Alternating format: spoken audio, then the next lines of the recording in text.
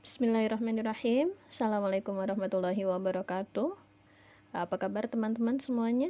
Ya, alhamdulillah kita bisa berjumpa kembali dalam forum online kita ya. Baik teman-teman, ini adalah materi yang keberapa nih? Yang jelas 2 materi terakhir ya. Oke, untuk materi kali ini adalah terkait tentang cara menemukan sudut pandang penulisan. Jadi sudut pandang dalam penulisan artikel itu lebih pada bagaimana cara penulis melihat masalah yang diangkat dari angle tertentu, ya, angle atau sudut pandang tertentu. Ada yang melihatnya sebagai orang yang terlibat dalam masalah tersebut, atau sebagai pengamat, atau orang yang punya otoritas untuk mengeksekusinya, atau juga sebagai korban dari masalah tersebut. Nah, cara kita melihat masalah itulah yang disebut sudut pandang itu ya, atau angle. Jadi ini sudut pandangnya berbeda dengan sudut pandang dalam menulis fiksi ya, cerpen ataupun novel yang biasa disebut point of view ya, POV. Jadi ada POV orang pertama, orang kedua, dan orang ketiga, yang mana masing-masing bisa menimbulkan persepsi narasi yang berbeda jika POV itu diubah. Nah, dalam menulis artikel juga dibutuhkan adanya angle tersebut gitu ya. Sehingga sebagai penulis kita bisa melihat masalah tersebut dari perspektif yang berbeda. Nah, kita tinggal pilih ya yang ingin kita tuliskan itu dari sudut pandang yang seperti apa. Hal lain yang perlu diperhatikan, tulisan yang tidak fokus itu bisa terjadi karena penulis tidak mampu menemukan sudut pandang yang tepat. Nah, sehingga tulisannya itu sering menyerempet ke topik lain gitu. Jadi kesannya tulisan itu nabrak sana, nyenggol ke sini. Jadi sudut pandang yang tepat dan tajam itu hanya akan fokus pada satu masalah utama dari topik yang sudah dipilih. Nah, disadari sepenuhnya sebuah topik itu juga masih luas cakupannya gitu. Sebagai penulis, kita harus mampu menempatkan sudut pandang yang fokus menyoroti satu masalah penting itu, menurut persepsi kita gitu, dari topik tersebut. Nah, inilah alasannya kenapa pemilihan judul itu hanya fokus menyorot satu masalah utama yang paling menarik. Ya, karena mustahil ya kita bisa menulis dengan menyoroti semua bagian dari topik itu. Nah, pastinya itu jadi melebar nanti tulisannya, kemudian juga jadi sangat panjang. Nah, tentu bagi yang baca nanti malah bingung sendiri, ini penulisnya mau menyampaikan gagasan apa nih dari topik ini, kan begitu. Jadi jika saya ilustrasikan sederhananya begini ya, misalnya tema Indonesia darurat bencana nih, topiknya itu mengatasi banjir misalnya. Bencana itu kan apa saja gitu, macam-macam gitu. Kalau kita fokus ke banjir di mana? Banjir di Jakarta misalnya begitu. Jadi dari topik mengatasi banjir di Jakarta, ada banyak sekali nih sudut pandang yang bisa kita ambil. Nah, kita bisa melihat masalah ini dari sudut pandang sebagai warga, misalnya warga Jakarta, atau sebagai pemerhati lingkungan, atau sebagai pengamat masalah banjir. Bisa juga sebagai regulator gitu ya, pemerintah misalnya begitu. Nah, setiap sudut pandang itu akan berbeda melihat masalah banjir yang ada di Jakarta gitu. Nah, teman-teman juga bisa menemukan angle yang dirasa cocok ya dengan menguraikan topik itu. Nah, cara menguraikannya bagaimana? Dengan membuat pertanyaan-pertanyaan awal, ya biasalah ya, menggunakan rumus 5W plus 1H. Nah, itu kan dasar banget gitu ya, 5W plus 1H. Misalnya begini, apa penyebab utama banjir di Jakarta yang terus berulang tiap tahun? Kemudian, mengapa banjir di Jakarta tidak bisa diatasi? Bagaimana dampak banjir bagi ekonomi masyarakat di Jakarta? Nah, kemudian siapa yang harusnya bertanggung jawab membuat regulasi untuk mengatasi banjir di Jakarta? Nah, kemudian kapannya kalau kita menguraikan lagi, siklus banjir di Jakarta itu terjadi pada bulan apa saja sih gitu. Kemudian di mana peran pemerintah pusat gitu misalnya dalam mengatasi banjir di Jakarta. Nah, itu adalah cara sederhana kita untuk menguraikan topik yang akan kita angkat.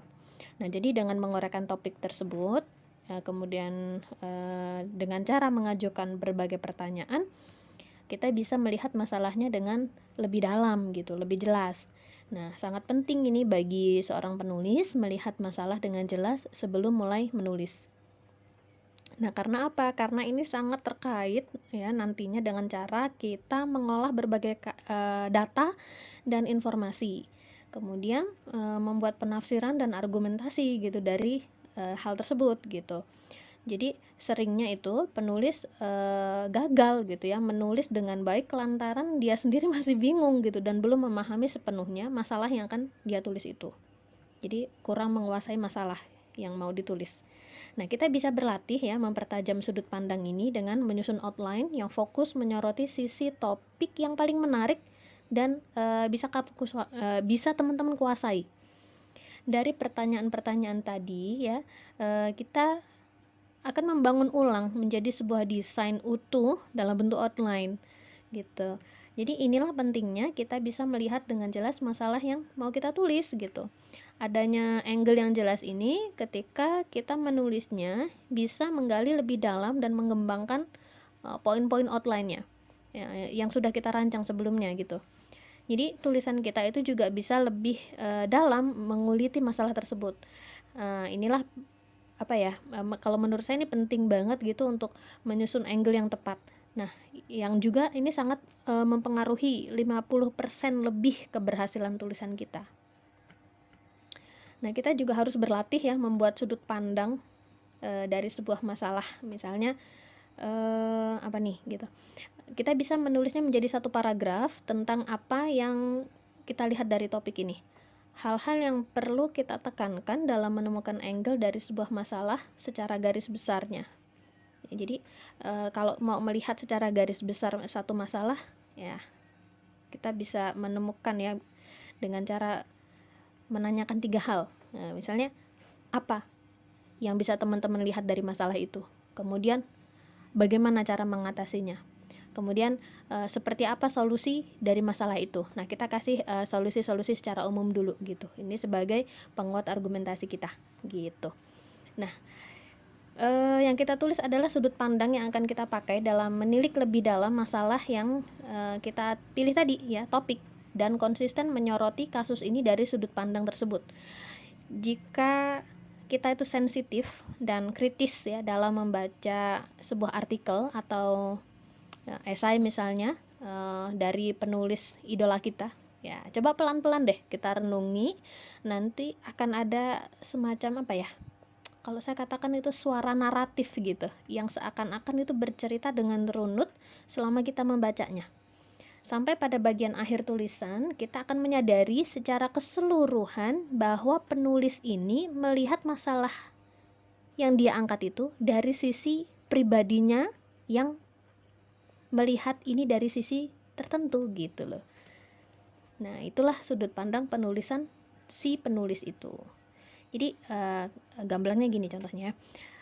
Bikin sudut penulisan yang simple dengan tema misalnya apa ya?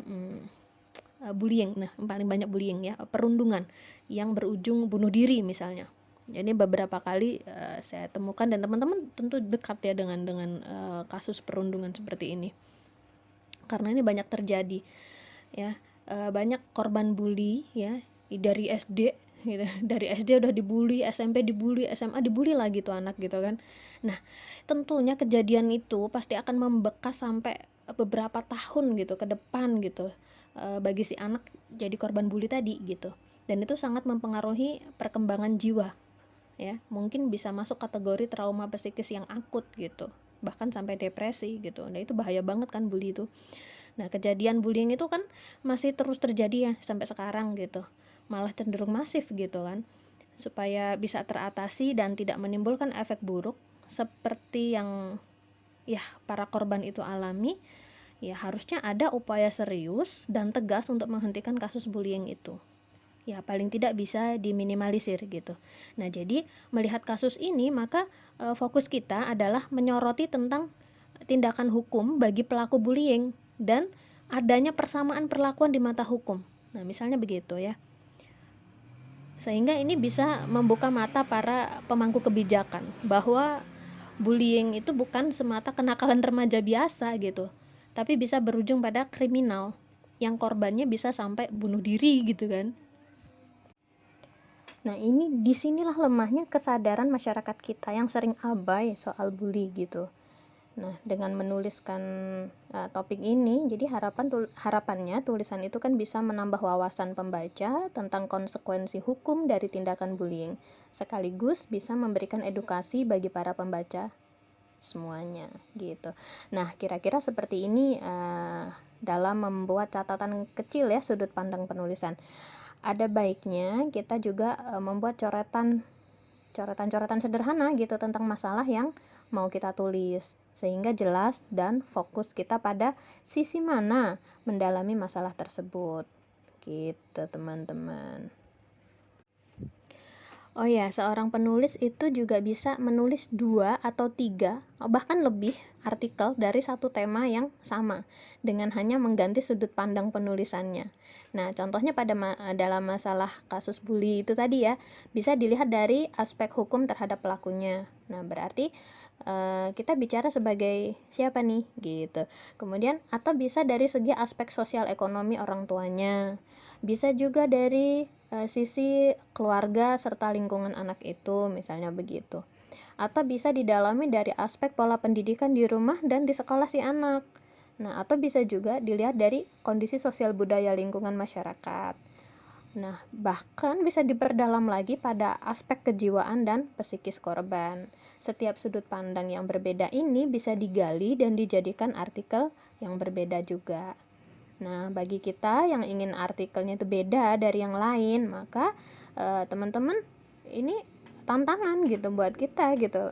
Kita harus mampu menemukan sudut pandang yang berbeda dan paling ngena gitu, supaya tulisan kita dapat dinilai plus gitu di mata redaktur gitu kan.